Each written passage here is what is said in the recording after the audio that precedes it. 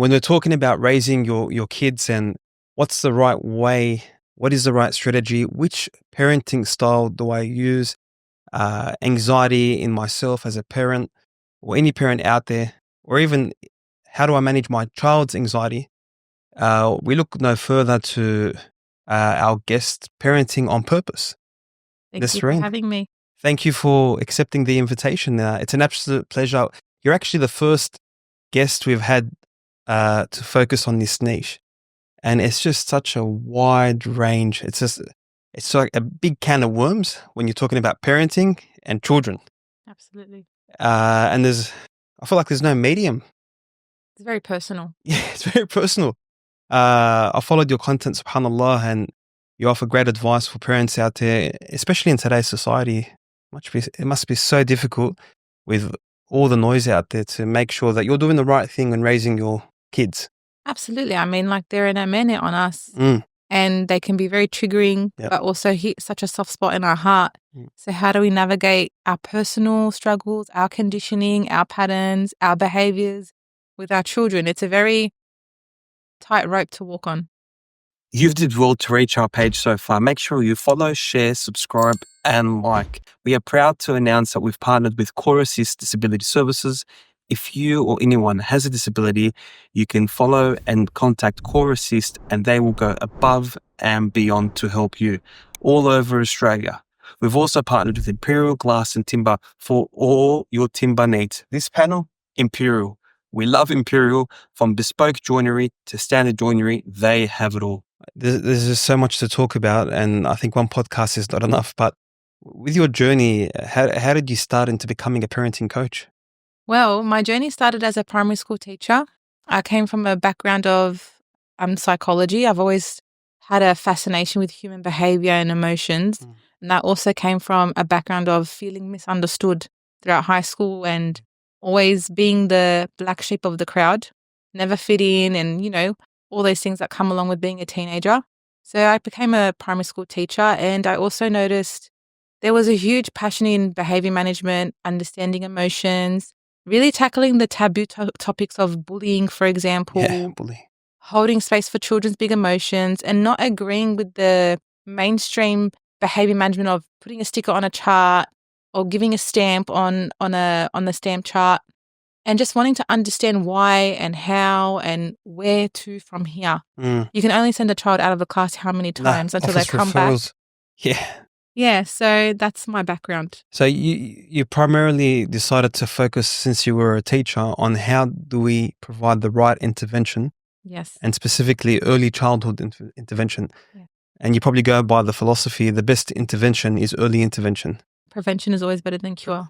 I was actually supposed to say prevention before intervention. Yes, that's absolutely. That's a saying. Yeah. I myself come from a teaching background as well, and I recently am about to complete the positive behavior enforcement project. It's a 3-year project. Yep. And that just taught me so much about managing kids.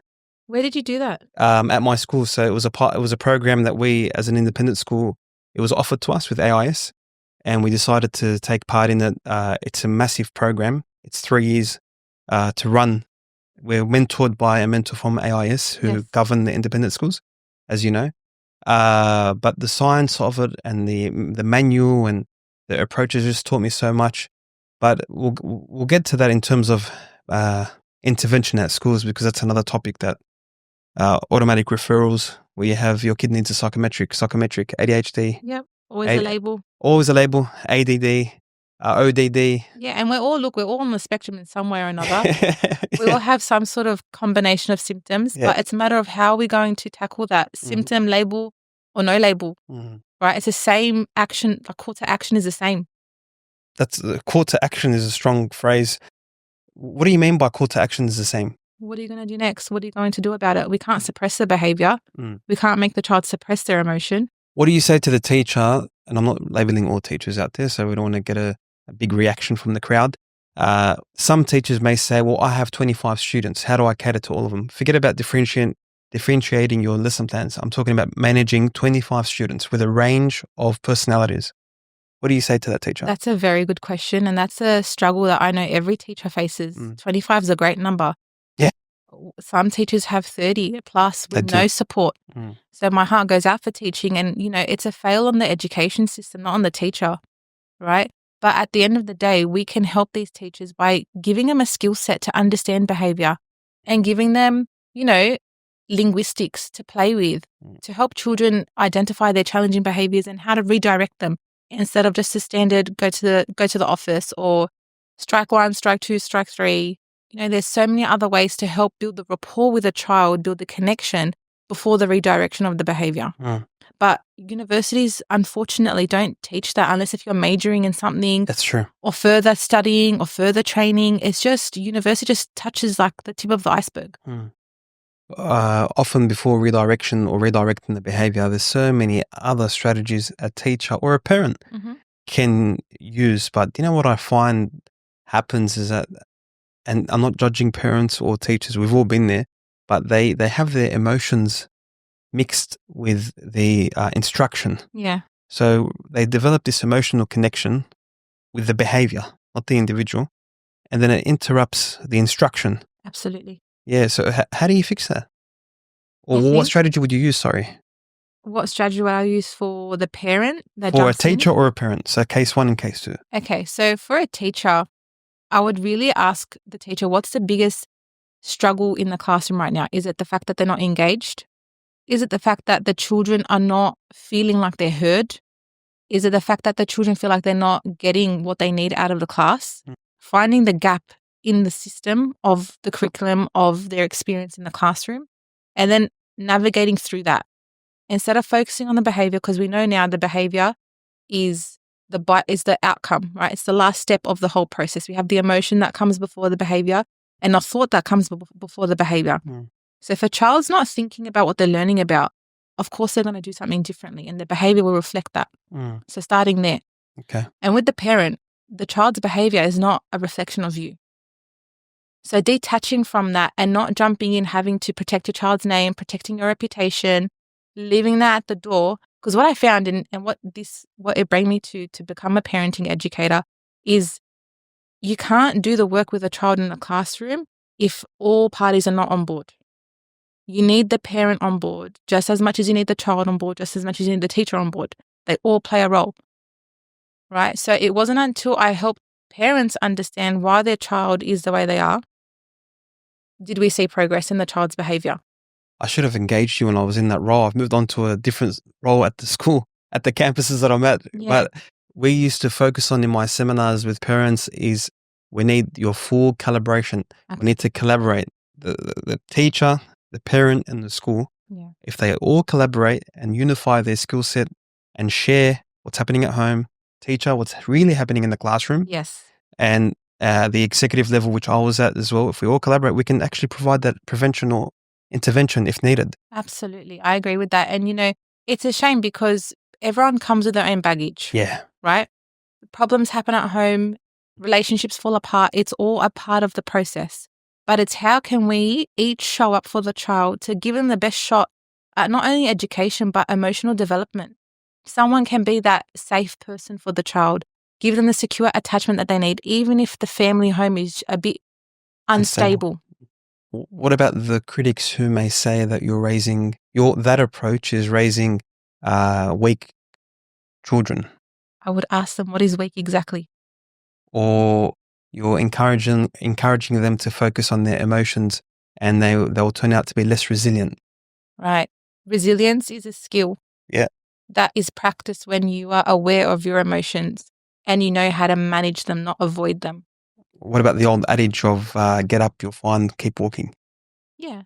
That can come after being acknowledged and feeling safe and heard and seen, which are 3 fundamental core needs of every child. And then they can get up and they'll be fine. How do we raise...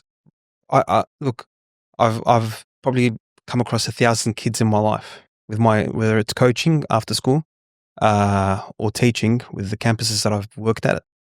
I feel like though we are still heading towards having a lesser resilient society, and kids are coming through the system where they're not as strong emotionally as they used to be, even though we are at a time where we're all focusing on, there's more awareness about emotion in schools and well-being. But then I feel like the opposite effect is happening in reality. Do you share the same thought? I do agree that this generation is less resilient than what's needed, considering the factors that are going on in the environment. I would tailor it down to the overexposure of social media. The free roaming of the internet is very damaging, and their brains are not ready to absorb that type of information. And the second thing is parents. I'm a parent myself, so I know how much information is out there about parenting.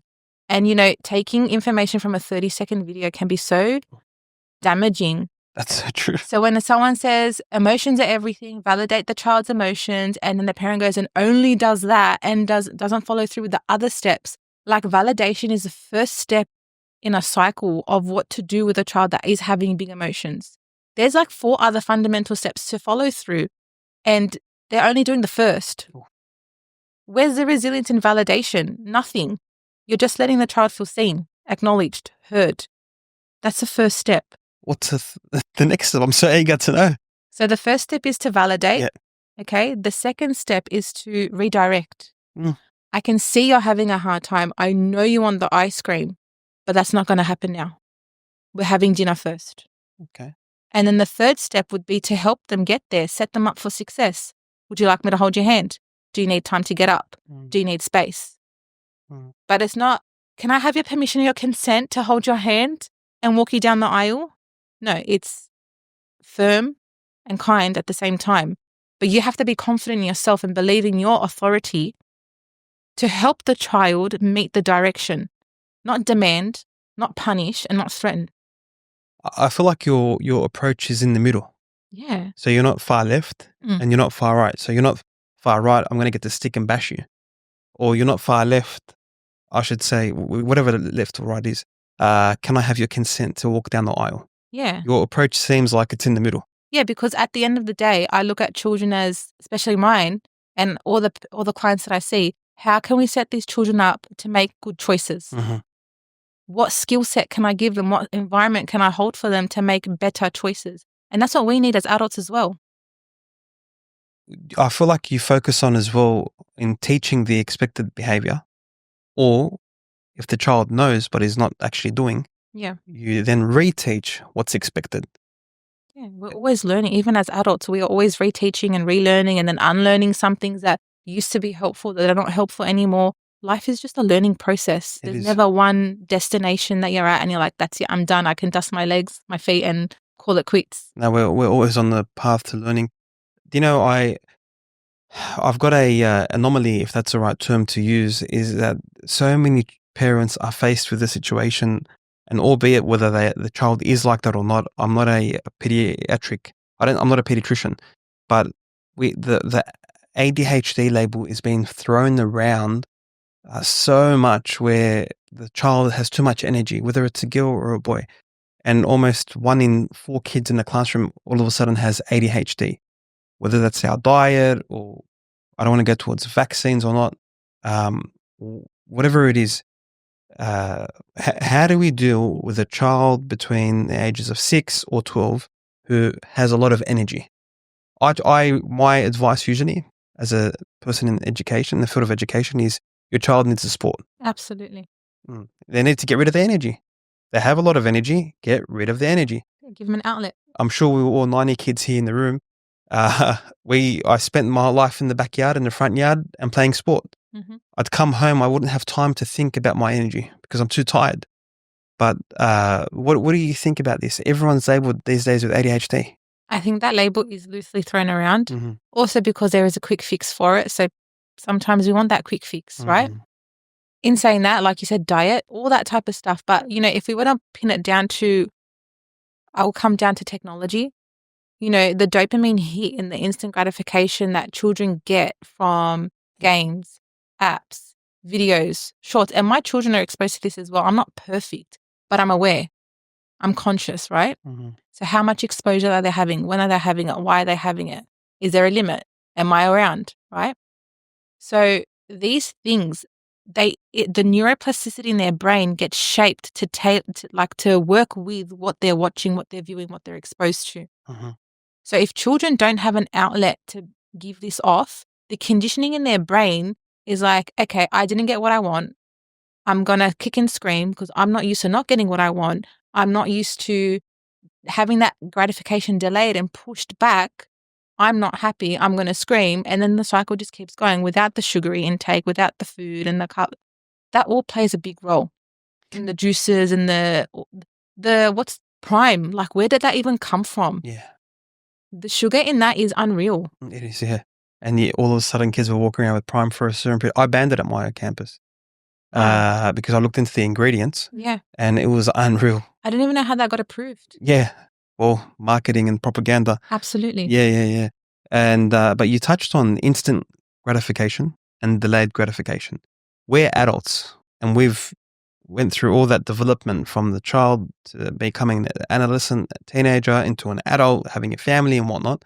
And if we don't realize, we end up mindlessly scrolling because we want that instant gratification. Imagine a child with a device, and we've all been there, but then 10 minutes becomes 2 hours. What does it do to the neuroplasticity of the brain? It fries their brain cells. Oh, To put it like simply. so that's a statement. That's a fact. It's scientifically backed. I'm not just making this up. Can you repeat that? It fries their brain. Oh, It kills their brain cells. I mean, what activation is there in their brain? Nothing. It's getting reversed, right? Even like the instant gratification is a foundation of addiction. is it? Of course it Wow. is. That quick hit. So and then you make regardless the if pick. it's a child or adult. It's the same thing. The brain works the same. Wow. Yeah, but you would assume with an adult you have a bit of skill set to back you up to make better choices. Yeah. Just like shopping addictions, you have eating addictions, you have so many addictions out there. And with technology, the access to it is unfathomable. And does that go back to instant gratification? Of course. So whether it's a drug addiction or a shopping addiction or any type of addiction, it goes back to the fact that you want instant gratification in that particular habit. Yeah, and you're avoiding something. And you're avoiding something. Avoidance. I looked into your website as well. Apart from kids, you focus on, and it's I think a term you strongly hold, one of your values is breaking through the generational cycle. What does that mean? So, as children, we have all experienced different levels of life, different traumas, different problems, different relationships. And these experiences, I want you to think of it like glasses. They add the lens, the quality, the clarity, the opposite of clarity. They shape how you view the world. And then you carry these glasses with you wherever you go without realizing that this is how you view the world. And the way you view the world will be different to how I view the world because your glasses are different than my glasses. That's right. And it's not until you realize that something is a trigger that perhaps your perception of something needs to change.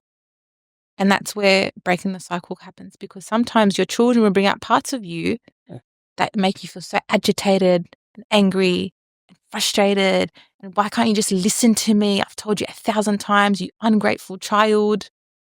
These are all triggers. You're about to trigger me right now. I'm sorry. No, you've gone down a deep path. And that's exactly where I wanted to go. I was telling my sister who watches your content from a while back, actually, before I did. And we used to always talk about these taboo topics. And she's big on this stuff. So in my view, sometimes too extreme with certain things. But I'm a male, she's a female. So we have different lens. But nice terminology. Yeah, I like that terminology.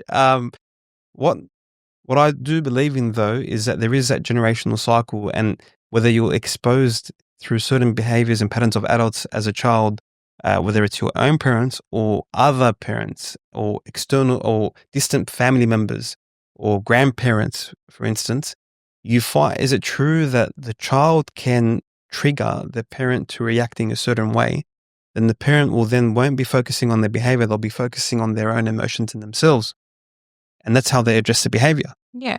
Yeah. So what happens is when you get triggered, something happens inside of you that makes you feel explosive and reactive. And then parents usually tend to hit, swear, deflect, name call, a whole bunch of things that are not useful, right? So when I see client, it's a matter of identifying the trigger and taking the power back that no child has control over you like that. The trigger exists inside of you. It's your neural pathway. It's your emotional reactivity. And how can we make peace with what's happened in the past to then learn the lesson, accept it for what it was, and then address the child in front of you, because that's not useful what you're doing. And it's harmful and it's creating trauma.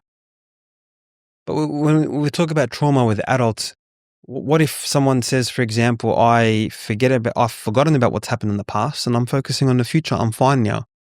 But your trigger is saying otherwise. Your behavior is literally saying otherwise. And it's actually not good to forget, because that's your brain's way of coping. Forgetting, disassociating. Then the idea of, okay, I've addressed the past to myself and I understand what's gone wrong and I've moved on. Okay. Does their behavior show that? Someone that's being reactive is someone that's not in control of their behavior. An adult that's not in control of their behavior tells me that they're lacking a skill set to address the child.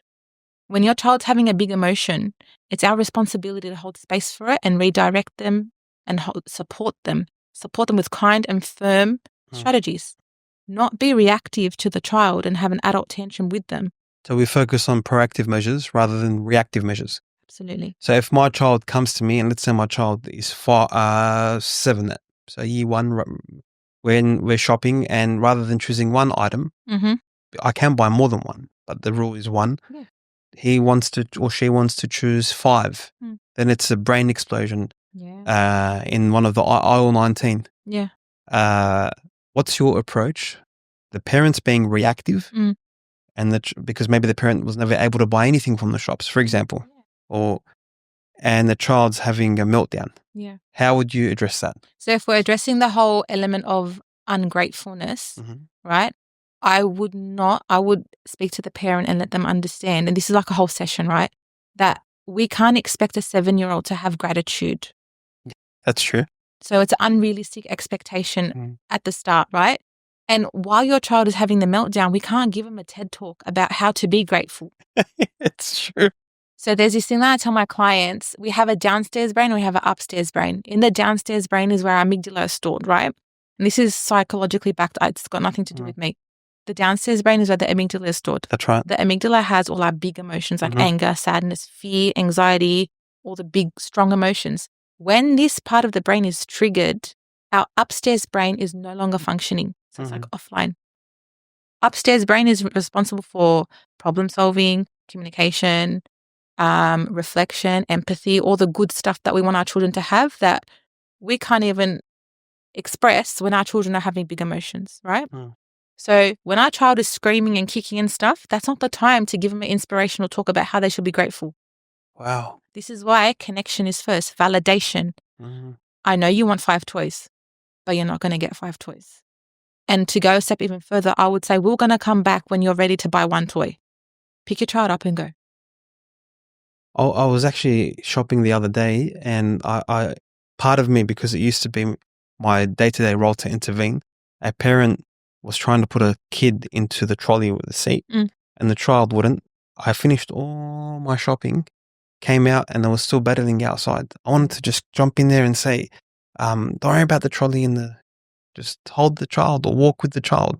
Yeah. But is there cases, because of course there's many scenarios that we can't predict that may occur, but is there cases where maybe you can't even pick up a kid to take them because a tantrum is that big? Like, have you experienced those? Because a parent might tell you, what if my child's on the ground, I can't pick them up? Why not? For example, limitations, variables like I'm pregnant, or I'm on my own. For example, my husband's at work. Yeah. Look, I have a 3-year-old and she has those tantrums, like full melted body and the floor is one. I understand. But it's also a matter of putting yourself in situations that you are capable and you have the capacity to do, right? So if you're pregnant and you have a child that you know is going to have a tantrum and they're exposed to toys everywhere, is it a realistic expectation to know and to predict that they are going to control themselves? No. What child wants only 1 toy in a world full of so many toys, right? That impulse control, look, a child's brain is not developed until the age of 27. Males, 27. 27? 27. That's why sometimes adults, when they hit 30s, it's like, oh, I feel like a new person. I'm different. Are you talking about males or both females? Males, 27. Females, 25. Wow. Yeah. I thought it was 21. No. Oh. No. Okay. Fully developed. So we're throughout this whole process, we're constantly learning. So imagine a toddler or a child who's only experienced 5 years of that 27-year lifespan.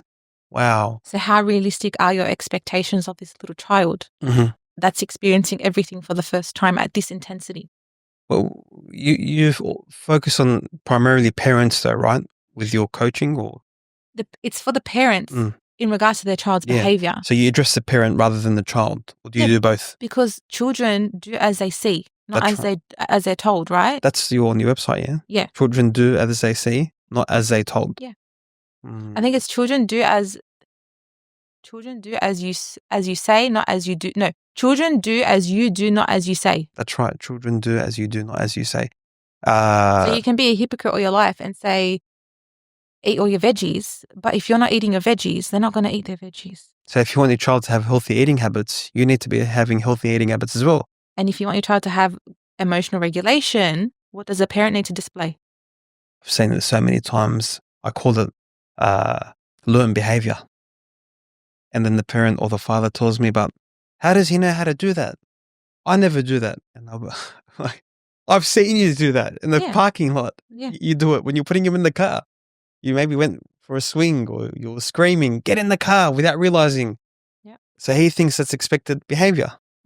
But that's why you can help a child so much. But if they go back to the unhealthy, toxic home where there's instability and disconnection and this, that, and the other, your work's going into thin air. So we touched on earlier raising resilient children. And I find that, as I told you, that as the next batch of kids come up, they're less resilient. One thing that I found is I had a guest the other day who was a CEO of famous football clubs, and I told him giving participation medals, where it's you're a winner, whether you sat on the ground and did nothing, or you scored 10 goals, or you made 10 tries, or you were on the bench the whole time because you're unfit. You're still a winner because you received the participation medal. When I used to run the gala days, I used to do that because it was new and that was the thing. But then after a few years, I banned participation medals and I just made it a non-competitive environment. What's your thoughts on that? Do you feel like I know it's a big taboo subject, but do you feel like that's negatively impacting our kids where they just turn up and they're a winner? I think it's important for people to lose, especially children. You're not always going to be a winner. You're not always going to be the best at everything. But identifying, okay, look, both my children are in competitive sports.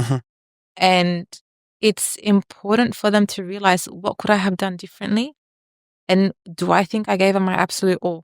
And if you can answer those questions honestly and you're satisfied, that's all the validation you need. The rest is a bonus. So do you recommend, or do you think the idea of participation awards is a good thing or a bad thing?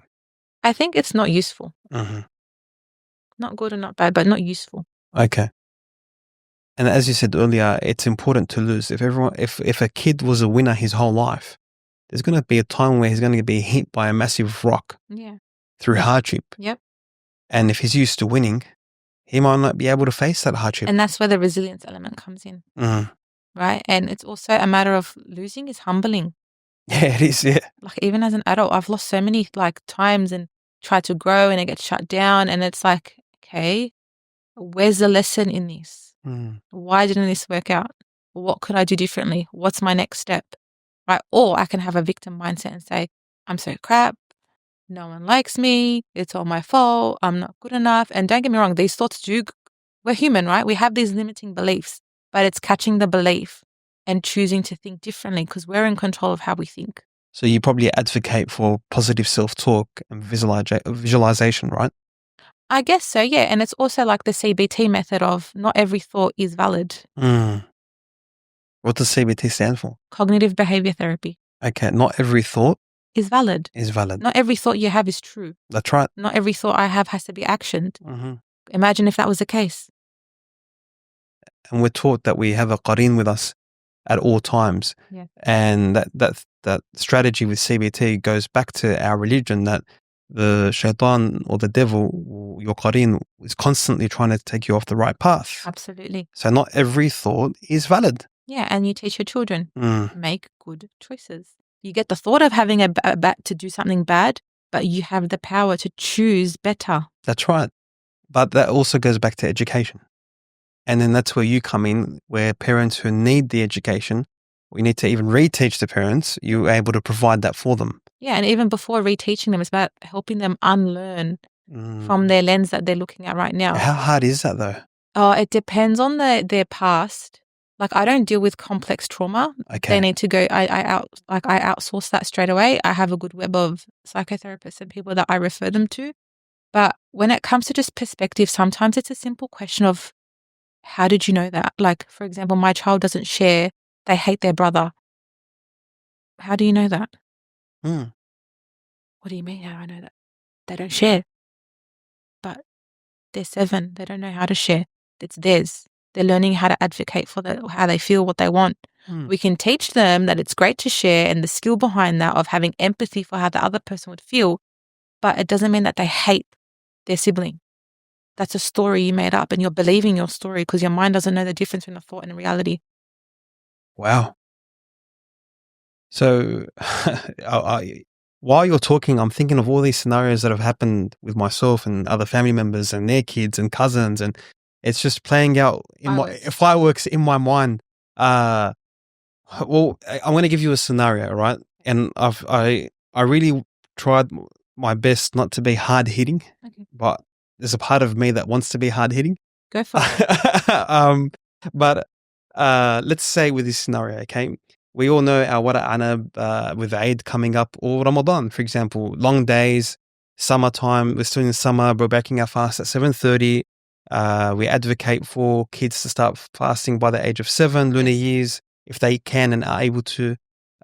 So we have all these variables that are in play, and extended family, cousins go to the father or the mother, whatever it may be.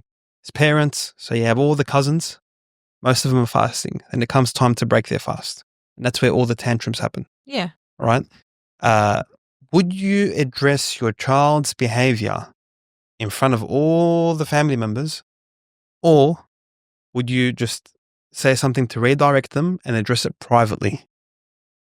Okay, I have a question for you. What benefit would a child get out of you addressing their behavior in front of everyone? Well, like for instance, let's say my child, for instance, I don't name drop. My child, he screamed at his uncle. Yeah. He screamed at him. Yeah. His uncle told him, give me that. Kholo, ammo, whatever it may be. And he told him, no, I don't want to give it to you. And he kabbar kalam ma'o. He was rude. Yes. And really rude. And to show my brother that, yes, he's your uncle. He's in your father's place if he passes away. And, the whole culture aspect of it. And respectfulness as well. I'd say, Dad, we don't raise our voice to, your uncle. What would you do to address that situation? What's an ideal way in your lens in addressing that particular situation? In front of the grandparents? Yeah, I would grab the child's hand and look at the uncle or your brother and say, we are learning how to use good words, or we're learning how to respect, and then walk your child away and have a serious conversation. Can you see males doing that though? Absolutely. Okay. Absolutely. Why can't they? What's the difference between male and female in regards to the situation? Yeah. No, they both can do the same thing. Obviously, the tone's different, and it's a male and a female addressing the situation. Yeah, but are you not addressing the fact that the brother got disrespected in the moment? Yeah. And are you not addressing the child that disrespected the uncle in the moment? So what else is missing then? Be honest. What else is missing in that situation? Nothing. So then what's the problem with a male doing it? So you completely object raising your voice at the child, saying, you don't scream at your uncle, that's your uncle, and you're focusing on what not to do, which is wrong, in my view. Yeah. Because I pride myself on focusing on what to do. Yeah. And you use keywords there. We are learning to be respectful. So you actually just focused on exactly what to do. Yeah. Rather than what not to do. Yeah. So if I told you pink elephant, pink elephant, pink elephant, pink elephant, what are you going to think about? Pink elephant. Yeah. But he already done the pink elephant. So we're going to show him that we're learning. You go and have that serious conversation. And then by himself, the child, if the conversation was effective enough, will go and apologize to his uncle. Look, your philosophies go back to the project that I ran, because I'm really interested about this project because it hasn't been, I haven't heard of it before, especially in private school. Yeah, look, it was an option to take part in it. then when I looked further into it in America, they've been running it for a while, but then they've modernized it now in Australia. It's called positive behavior intervention strategies. And you're really, in essence, teaching the child on what to do rather than focusing on what not to do. Yeah. And teachers sometimes would look at me when I'm giving the PD and they say, like, are you serious? Can you really do that in the classroom? I'd say, yeah. Just because generation after generation, we're used to sit, don't jump on the couch. Don't jump on the couch. Or, don't. Why don't we say the couch is made for us to sit on it? Yeah. Or maybe you should sit on the couch. You're focusing on what to do Absolutely. rather than what not to do. Absolutely. Yeah, but it takes time, right? It takes time. It takes practice. It also takes, look, my heart goes out for teachers, right? It's such a challenging environment. Children are not, if they're not getting good enough sleep, like because they're online for late hours, they're not eating right.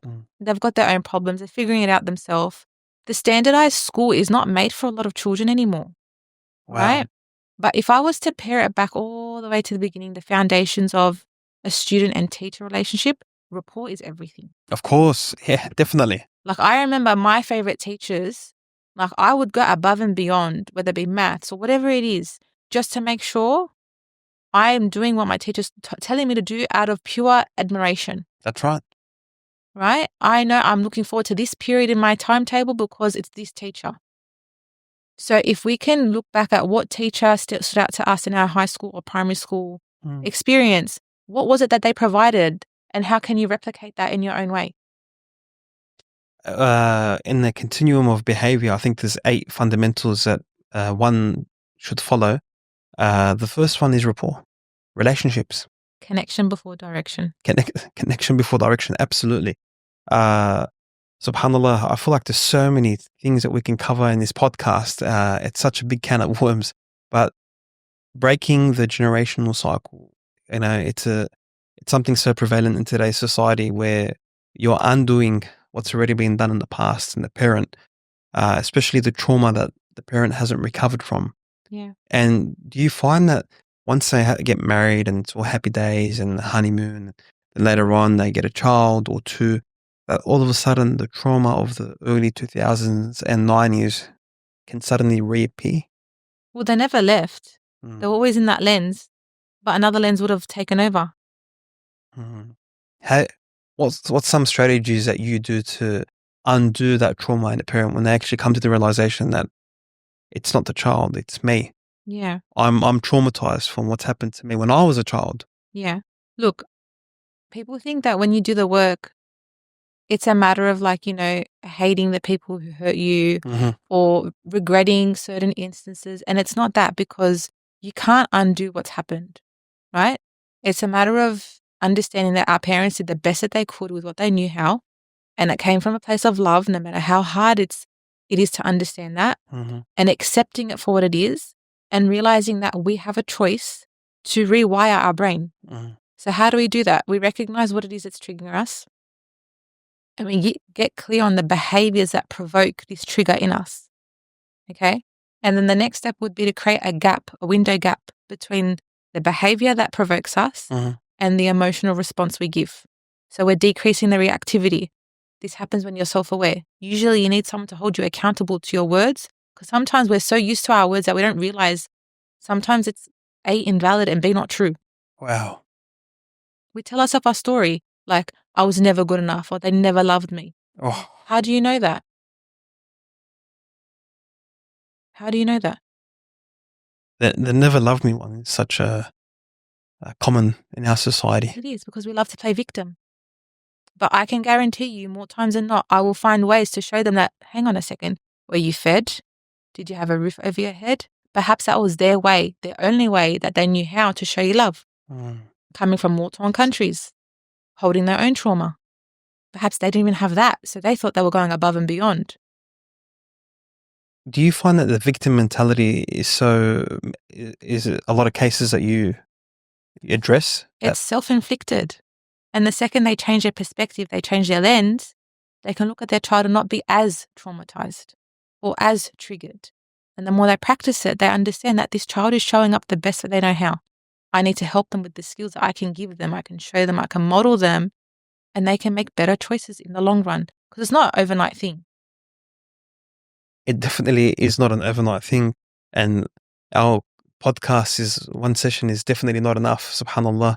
I'm going to just touch on this before we end the podcast, even though I had so many ideas to just throw at you. Do you find that many fathers live, and mothers, but I'm talking about fathers from a male perspective, they live vicariously through their child, and they try to force, unintentionally, the child to have a trajectory that they wish they had when they were a child?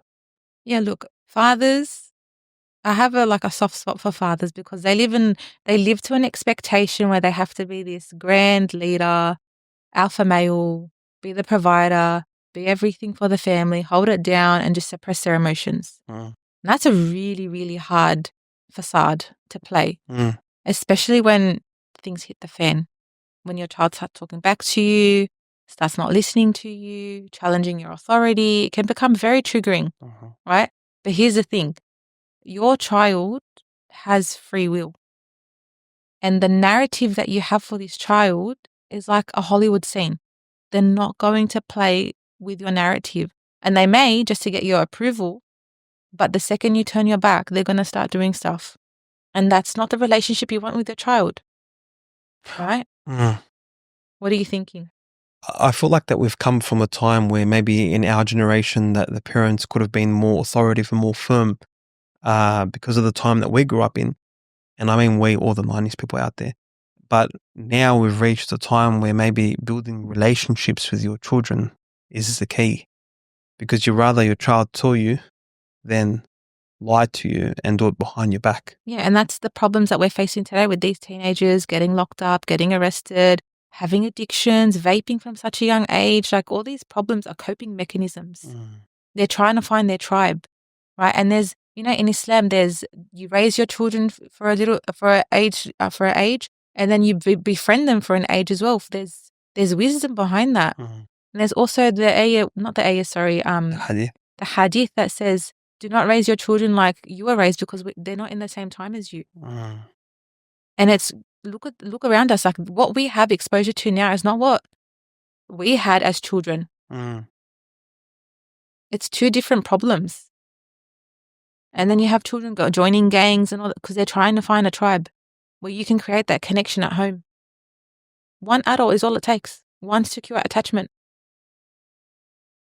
You find that a lot of these issues stem back to connection with the parents. Connection and being misunderstood. Because they'll fill the void one way or another with something or someone, somehow. It just goes back to filling that void, escaping reality. Yeah. And then making the wrong choices. Yeah, and it's not to say that, look, if you do give your children everything and the connection and the security and all that stuff, they may end up making bad choices, right? But then at least you know consciously that you've done everything you could and it's not on you.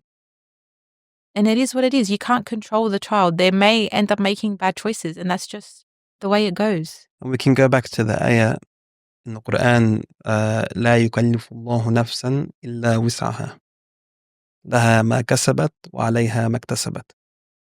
So if you did everything that you can from a religious perspective and from an emotional perspective and helped your child throughout the way, then Allah inflicted you with hardship where your child went on the wrong path. Yeah.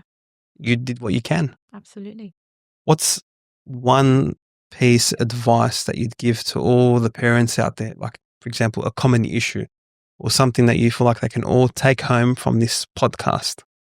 Don't take your child's behavior personally. It's not about you. I think that's definitely a mic drop moment.